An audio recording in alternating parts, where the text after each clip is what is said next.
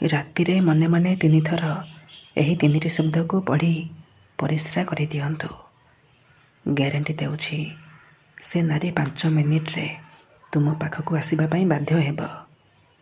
ହଁ ଦର୍ଶକ ବନ୍ଧୁ, ଯଦି ଆପଣ କେଉଁ ଝିଅ ବା ବିବାହିତା ମହିଳାକୁ ମନେ ମନେ ଭଲ ପାଉଛନ୍ତି, କିନ୍ତୁ ଯେତେ ଚେଷ୍ଟା କଲେ ମଧ୍ୟ ତାକୁ ପଟେଇ ପାରୁନାହାନ୍ତି, ତାକୁ ନିଜର ମନ କଥା କହିବାକୁ ଡରୁଛନ୍ତି, ଆଉ ଆପଣ ଚାହୁଁଛନ୍ତି କି ସେ ଝିଅ ବା ମହିଳା ନିଜେ ଆସି ଆପଣଙ୍କୁ ଭଲ ପାଉଛି ବୋଲି କହୁ, ତେବେ ଆଜିର ଏହି ଭିଡ଼ିଓଟି ଆପଣଙ୍କର ଇଚ୍ଛାକୁ ପୂରଣ କରିବ। ଏଥିପାଇଁ ଆପଣଙ୍କୁ ବେଶୀ କିଛି କରିବାକୁ ପଡ଼ିବନି। କେବଳ ରାତିରେ ମନେ ମନେ ଏହି 3ଟି ଶବ୍ଦକୁ ପଢ଼ି ପରିସ୍ରା କରିବାର ଅଛି। ଗ୍ୟାରେଣ୍ଟି ଦେଉଛି ଯେଉଁ ଝିଅ ବା ମହିଳା ପାଇଁ ଆପଣ ଏହି ବଶୀକରଣକୁ କରିବେ, ଏହି ମନ୍ତ୍ରକୁ ପଢ଼ିବେ, ସିଏ ଆପଣଙ୍କ ଆଡ଼କୁ ଆକର୍ଷିତ ହେବାକୁ ଲାଗିବ। ପାଗଳୀ ପରି ଆପଣଙ୍କୁ ଭଲ ପାଇବାକୁ ଲାଗିବ। ଆପଣଙ୍କୁ ନ ଦେଖି ରହିପାରିବନି। ନମସ୍କାର ଦର୍ଶକ ବନ୍ଧୁ, ଏସ୍ ମନ୍ତ୍ର ଚ୍ୟାନେଲରେ ଆପଣମାନଙ୍କୁ ସ୍ୱାଗତ। ଆଜିର ଏହି ବଶୀକରଣ ମହାଶକ୍ତିଶାଳୀ ବଶୀକରଣ। ଯିଏ ବି ଏହାକୁ କରିଛି ମାତ୍ର ଗୋଟିଏ ଥରରେ ସଫଳ ହେଇଛି। ନିଜ ପସନ୍ଦର ସୁନ୍ଦରୀରୁ ସୁନ୍ଦରୀ ଝିଅକୁ ପଟେଇ ପାରିଛି। ପଡ଼ିଶା ଘର ଭାଉଜଠାରୁ ନିଜର ମନ ମୁତାବକ କାମ ହାସଲ କରିପାରିଛି। ତେଣୁ ଯଦି ଆପଣ ଏହି ବଶୀକରଣ କରିବା ପାଇଁ ଚାହୁଁଛନ୍ତି, ସେ ଝିଅ ବା ବିବାହିତା ମହିଳାକୁ ପଟେଇବାକୁ ଚାହୁଁଛନ୍ତି, ତା'ଠାରୁ ନିଜର ମନ ମୁତାବକ କାମ ହାସଲ କରିବାକୁ ଚାହୁଁଛନ୍ତି, ତେବେ ମନେ ମନେ ଏହି 3ଟି ଶବ୍ଦକୁ 3 ଥର ପଢ଼ି ପରିସ୍ରା କରିଦିଅନ୍ତୁ। ତାପରେ ଦେଖିବେ ଚମତ୍କାର। ଯେଉଁ ଝିଅ ଆପଣଙ୍କୁ ଭାଉ ଦେଉନଥିଲା, ଆପଣଙ୍କୁ ଇଗ୍ନୋର କରୁଥିଲା, ସେ ଝିଅ ନିଜେ ଆସି ଆପଣଙ୍କ ସହିତ କଥା ହେବ ଆଉ ଆପଣଙ୍କୁ ଭଲ ପାଉଛି ବୋଲି କହିବ। ଯେଉଁ ବିବାହିତା ମହିଳାକୁ ଆପଣ ଦିନରାତି ଭାବୁଛନ୍ତି, ସିଏ ନିଜେ ଆପଣଙ୍କୁ ଫୋନ୍ କରି ରୁମ୍କୁ ଡାକିବ ଆଉ ଯାହା ଚାହିଁବେ ତାହା କରିବାକୁ ଦେବ। ଏହି ବଶୀକରଣକୁ କେଉଁ ବି ପୁଅ ବା ଝିଅ ଅତି ସହଜରେ କରିପାରିବେ। ନିଜ ପ୍ରେମକୁ ପାଇବା ପାଇଁ, ନିଜ ପ୍ରେମକୁ ହାସଲ କରିବା ପାଇଁ ଏହି ବଶୀକରଣକୁ ପ୍ରୟୋଗ କରିପାରିବେ।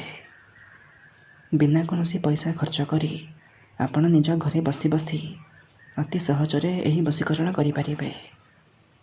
ତେଣୁ ମୋର ଆପଣମାନଙ୍କୁ ଅନୁରୋଧ କି ମନରେ କୌଣସି ଖରାପ ଉଦ୍ଦେଶ୍ୟ କିମ୍ବା କୌଣସି ଖରାପ କାମ ପାଇଁ ଆପଣ ଏହି ବଶୀକରଣକୁ ପ୍ରୟୋଗ କରିବେନି। କାହିଁକିନା ଯେଉଁ ଝିଅ ବା ବିବାହିତା ମହିଳା ଉପରେ ଆପଣ ଏହି ବଶୀକରଣକୁ ପ୍ରୟୋଗ କରିଦେବେ, ସିଏ ସେହି ସମୟଠାରୁ ଆପଣଙ୍କର ବଶରେ ହେଇଯିବ। ଆପଣ ତାକୁ ଯାହା କହିବେ, ଯେମିତି କହିବେ ସିଏ କରିବ। ତେବେ ଏହି ବଶୀକରଣ ବିଧିକୁ ଆପଣ କିପରି କରିବେ, କେମିତି କରିବେ, ମୁଁ ଆପଣଙ୍କୁ ଶିଖାଇବି। ସମ୍ପୂର୍ଣ୍ଣ ପ୍ରୟୋଗ ବିଧି ମୁଁ ଆପଣଙ୍କୁ ଶିଖାଇବି।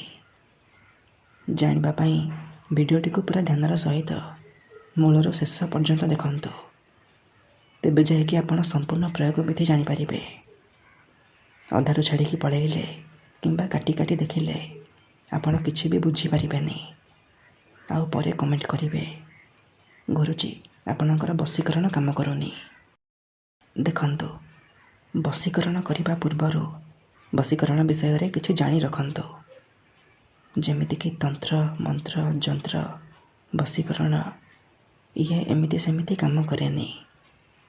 ମନରେ ସମ୍ପୂର୍ଣ୍ଣ ବିଶ୍ୱାସ, ନିଷ୍ଠା ଆଉ ଏକାଗ୍ରତାର ସହିତ ଆପଣଙ୍କୁ ଏହି ବଶୀକରଣ କରିବାକୁ ପଡ଼ିବ।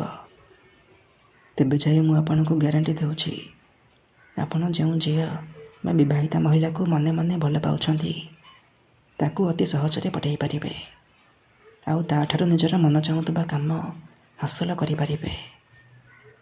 ତେବେ ବିଧିଟି ଜାଣିବା ପୂର୍ବରୁ ମୋର ଆପଣମାନଙ୍କୁ ଅନୁରୋଧ କି ଯଦି ଆପଣ ଆମ ଚ୍ୟାନେଲକୁ ନୂଆ ଆସିଛନ୍ତି, ତେବେ ଦୟାକରି ଚ୍ୟାନେଲକୁ ସବସ୍କ୍ରାଇବ୍ କରି ପାଖରେ ଥିବା ବେଲ୍ର ଆଇକନ୍କୁ ମଧ୍ୟ ଦବାଇ ଦିଅନ୍ତୁ, ଯାହାଦ୍ୱାରା ଆମେ ଯେଉଁ ବି ଭିଡ଼ିଓ ଅପଲୋଡ଼ କରିବୁ ସର୍ବପ୍ରଥମେ ଆପଣ ଦେଖିପାରିବେ ଆଉ ତା'ର ଲାଭ ପାଇପାରିବେ।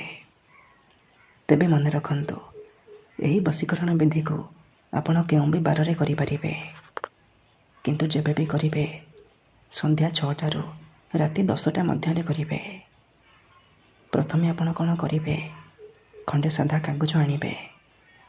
ସେହି କାଗଜରେ କଳା କଲମର ସାହାଯ୍ୟରେ ଯେଉଁ ଝିଅ ବା ମହିଳାକୁ ଆପଣ ବଶରେ କରିବାକୁ ଚାହୁଁଛନ୍ତି ତା'ର ନାମ ଲେଖିବେ।